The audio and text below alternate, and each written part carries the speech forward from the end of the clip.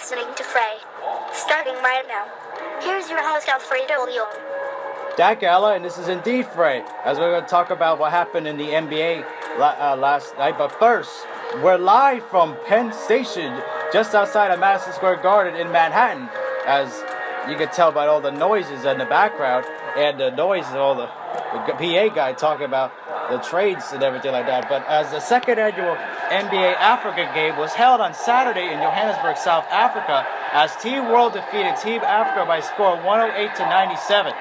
Victor Oladipo, the Indiana Pacers, and Team Africa was named MVP of the game after he finished with 28 points, 9 rebounds, and 8 assists despite his team losing the game. Oladipo started the scoring with a nice reverse layup 30 seconds into the game. It was pretty cool to see that he was able to start the game like that. He was able to showcase his speed and quickness throughout, as he didn't have that many difficulties going to the basket, which was good to show in case what kind of player that he is. And if he's able to keep that up in the NBA, he can show that he's more of a reliability and an asset to be able to do, as he can help out the Pacers a lot, especially with the struggle he had in Orlando with his shot and what he did with the Thunder in his 1 year with them. So he could definitely showcase his skills a lot better there. Oladipo did his part to try to win, as he hit a 3 late in the game to cut Team World's lead to just a point, but wasn't able to get his team to win at the end, as Team World was able to hold on and get the victory there. Oladipo's teammate of Team Africa, Emmanuel Mudiay of the Denver Nuggets, had a good game as well, as Mudiay finished with 22 points, 9 assists, and 8 rebounds, as he almost put up a triple-double.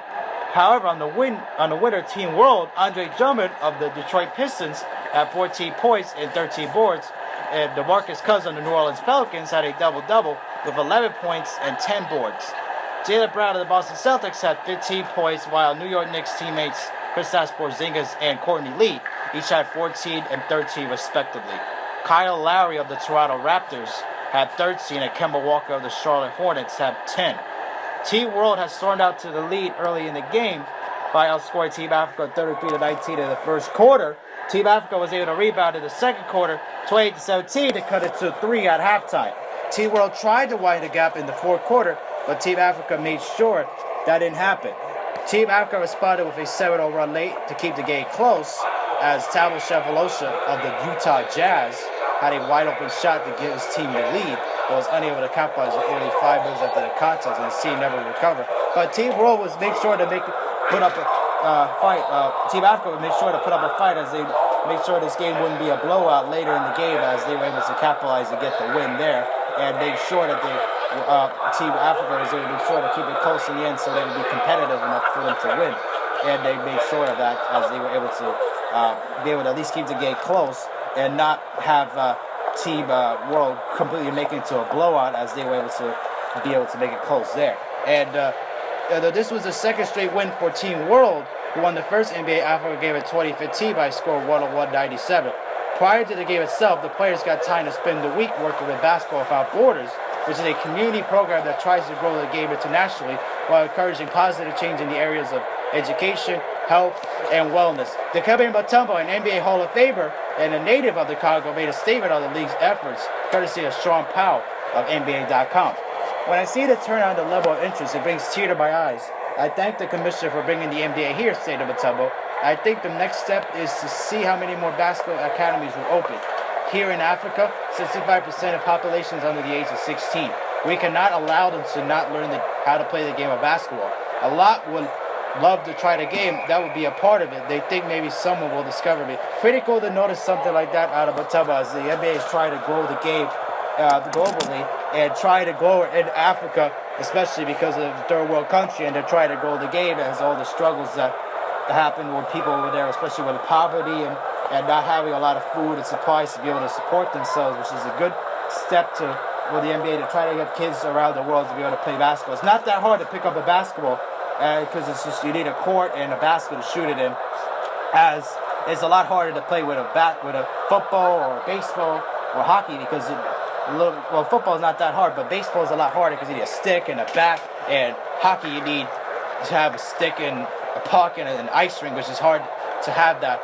I find those, but basketball is so easy. You just need a ball and a basket to be able to put it in the hoop. Even if they don't have a ball, they can still use a peach or so. This is how the game of basketball started, by James Naismith, as that was the case there, as they needed They started off with a piece because in order to shoot a ball, you needed something to shoot with, and it wound up being a bunch of can baskets back then, wood baskets and stuff like that there. But this shows the case to how the NBA is trying to become more global and trying to be able to target players from other countries who have their dreams to be able to go to the NBA and stuff like that. Just shows like the diversity of players around the world, especially after the Dream Team in the '92 Olympics in Barcelona. That showed players around the world that the NBA was the place to be, and the best players around the world wanted to come to the States to be able to play in the NBA.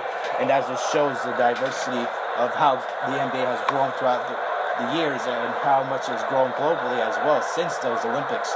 And as you see athletes like Kevin Durant of Golden State Warriors go to India, or Kobe Bryant and LeBron James go to China, be able to promote the game of basketball there. Even Steph Curry of the Golden State Warriors in Korea, South Korea, to promote the game of basketball there as well. As the game of basketball is just something to be able to promote throughout the league and stuff, to be able to get more players to come play the game of basketball that probably wouldn't be able to before. But the thing about NBA Africa is that this is good to help the players be able to grow and be able to play at a younger age, especially since Mutombo said that the population of Africa is under the age of 16, 65% of them. And this shows that these be able to start at a much younger age and possibly be able to play globally, and possibly in the United States, go to college, maybe even high school, maybe come at an even younger age, probably come play elementary school, or even play college. Like I said, they can even go play globally, international, overseas, in Europe, or even if they wanted to stay home play in Africa as well, just to be able to show how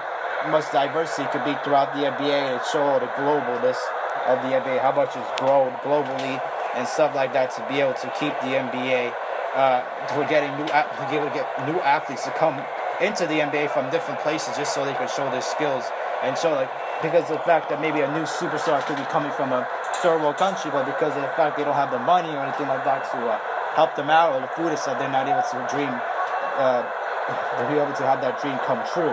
But now with the NBA Africa program and stuff, having games there, players can notice that they will dream about playing in the NBA, and they could be able to grow and be able to show their skills and stuff like that, and be able to showcase what they're made of, and be able to possibly play in the NBA one day, come from other places around the world, especially Africa, where they don't have that much technology and stuff to be able to keep up with countries like the U.S. and stuff like that, and be able to play other overseas and stuff.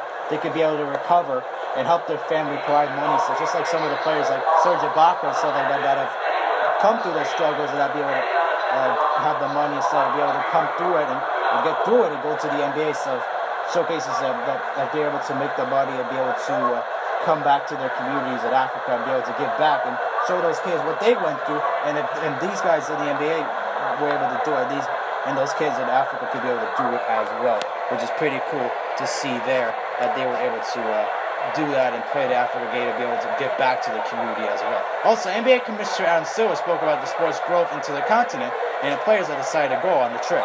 Basketball is witnessing explosive growth in Africa, Silver said. Our return to Johannesburg this summer is part of the league's continued commitment to bring the authentic NBA experience to fans around the world. I would like to thank the NBA for their participation and for being terrific partners on this game and surrounding events. Pretty cool to see, like I said, about how much Silver wants the NBA to grow.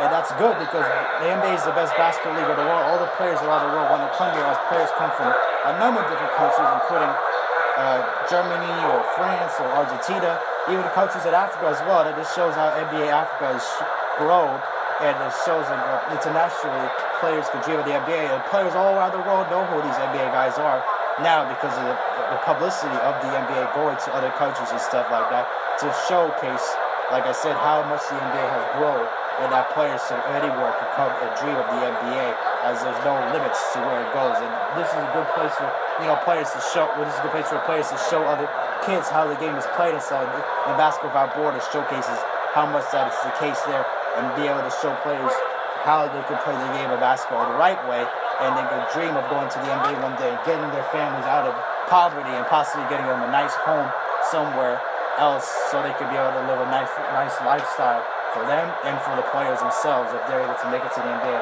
But the fact, like I said, Namatumbo said that the 16 and under, Africa is a 65% population, shows that they could be able to start at a much younger age, and then they could be able to showcase what they're able to do at a much younger age, and then they could be able to showcase that around the world, like I said, and be able to challenge themselves all globally. anyways, I hope you guys enjoyed this. Be sure to leave a like, subscribe if you are new. And thank you, Penn Station, just outside Madison Square Garden, for having us. And we'll see you guys in the next one. Hope you guys enjoyed. Peace.